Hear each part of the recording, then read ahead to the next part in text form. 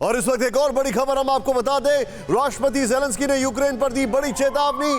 रूस से युद्ध में अगला हफ्ता बहुत भारी होगा। ज़ेलेंस्की ने कहा पूर्वी यूक्रेन में रूस बड़े पैमाने पर करेगा हमले।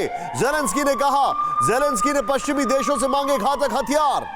और यह बड़ी खबर इसलिए आ रही है क्योंकि पुतिन ने नया कमांडर जो है वो नियुक्त कर दिया है, क्योंकि इस पूरे घटनाक्रम में खार्किव के पास 13 किलोमीटर लंबा रूसी कैवलकेड दिखाई दे रहा है। क्योंकि इस पूरे घटनाक्रम में अब दिखाई दे रहा है कि जो वेपन्स यूक्रेन को दिए जा रहे हैं वो डिफेंसिव वेपन्स नहीं है, वो अटैकिंग वेपन्स हैं। चेक रिपब्लिक से T-72 टैंक्स दिए जा रहे हैं, स्लोवाकिया से S-300 दिए जा रहे हैं, स्विच ब्लेड ड्रोन दिया जा रहा है अमेरिका से, और अभी स्लोवाकिया से एक और बड़ी डील पर बातचीत चल रही है जिसका खुलासा कुछ दिनों के बाद होगा। अब कहा जा रहा है कि पुतिन का मिशन डोनबास शुरू हो गया है। मिशन डोनबास, क्योंकि सप्लाई लाइंस डोनबास की अगर बात की जाए तो रशिया के लिए बहुत आसान है हैंडल करना। यहां पर आपको दिखाई दे रहा है, जरा ध्यान से देखें, रशिया से सटा हुआ है डोनबास। पहले से उनके रिबेल्स वहां पर काम कर रहे हैं। कम से कम तस्वीरें देखकर ऐसा लग रहा है कि पुतिन डोनबास जीतने के लिए फुल एंड फाइनल ऑर्डर दे चुके हैं, और इसका अंदाजा प्रेसिडेंट ज़ेलेंस्की को भी लग चुका है।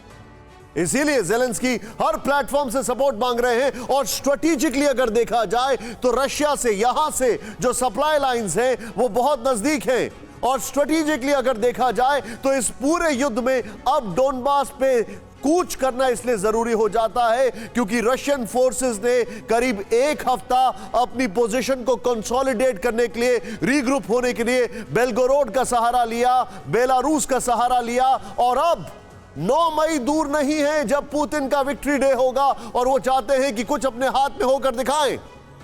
आज साउथ कोरिया की पार्लियामेंट में वर्चुअल एड्रेस के दौरान ज़ेलेंस्की ने बहुत बड़ा स्टेटमेंट दे दिया है।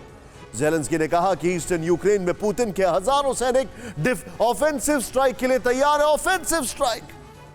लेकिन इस सब के बीच ज़ेलेंस्की ने फिर दोहराया कि वो यूक्रेन की 1 इंच भी जमीन देने को तैयार नहीं है।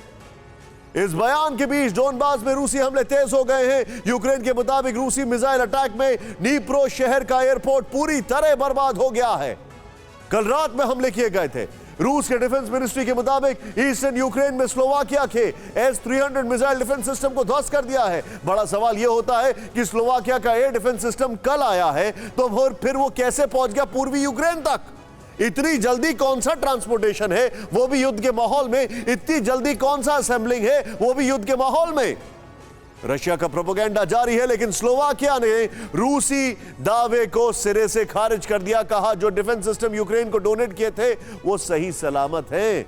इस बीच डोनेट्स्क पीपल रिपब्लिक DPR के मिलिशिया ने कहा कि अब यूक्रेन के खिलाफ हमले तेज करेगा क्योंकि यूक्रेन की सेना नागरिकों को ह्यूमन शील्ड बना रही है। बल्कि सरप्राइज इवेंट यह है कि यूक्रेन की सेना जो है उसमें नागरिक भी इन्वॉल्व हैं और उन नागरिकों को टारगेट करके मारा जा रहा है, जैसा कि कीव में हुआ, जैसा कि बूचा में हुआ, जैसा कि इरपिन में हुआ।